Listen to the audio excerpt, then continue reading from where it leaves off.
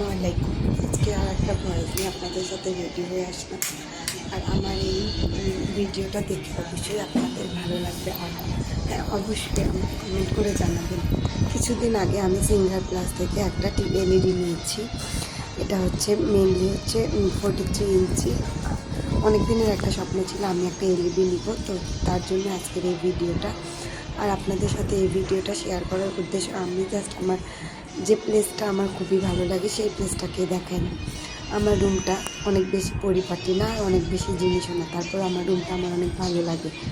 আর আমি কিন্তু অনেক বেশি সুন্দর না, ন্যাচারাল বিউটি যাকে বলে। আমি কখনো আপনাদের সামনে কিন্তু অনেক বেশি মেকআপ নিয়ে আসিনি। আমি আমার মতো আজকে জাস্ট দুপুরবেলা গোছলের পরে একটু মনে হলো যে আপনাদের সাথে আমি আমার এই ফ্রেশনেসটা একটু শেয়ার করি, তাই জন্যই চলে আসলাম।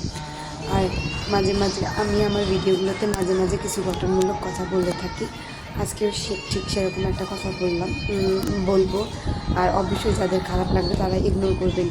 মেয়ে এবং ছেলে উভয়ের উদ্দেশ্যে আমার একটা ভিডিও। আপনারা যখন ম্যারিড লাইফে যাবেন, অবশ্যই আপনার ম্যারিড লাইফটাকে তৃতীয় কোনো পার্সনের জন্য বিষাক্ত করে তুলবেন না।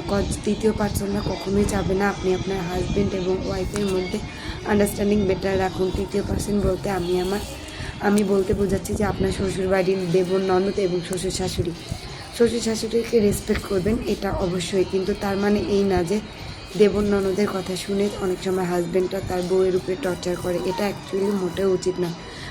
সবসময় দেবর ননদরা কিন্তু আপনার ভালো চাবে না, এটাই বাস্তবতা। কারণ আমাদের বাংলাদেশের কালচার আর বিদেশের কালচার অনেকটাই পার্থক্য, যেটা আমি গত 7 বছর বিবাহিত লাইফে প্রত্যেকটা পদে পদে বুঝেছি। আর তার জন্য আমি আজকে আপনাদের সাথে এই ভিডিওটা নিয়ে হাজির হয়েছি।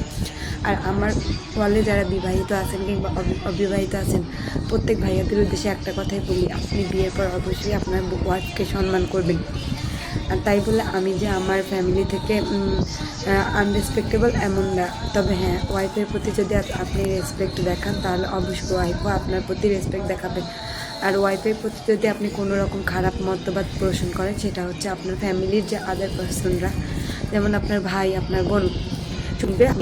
এরা কিন্তু সাধারণত হাজব্যান্ডের বাড়িতে যেয়ে আমাদের ভাই বোনের কথা কিংবা আমার বাবা মাকে সব কিছু শেয়ার করে ফ্যামিলিতে অশান্তি করি না। কিন্তু কিছু ছেলে এখনও রয়েছে যারা বাবা মা ভক্ত। হ্যাঁ, বাবা মা ভক্ত হওয়া ভালো, তার মানে এই না যখন আপনি অন্য ঘর থেকে কাউকে বিয়ে করে নিয়ে আসবেন তার সাথে খারাপ বিহেভ করবেন বাবা মাকে ভালোবাসার জন্য।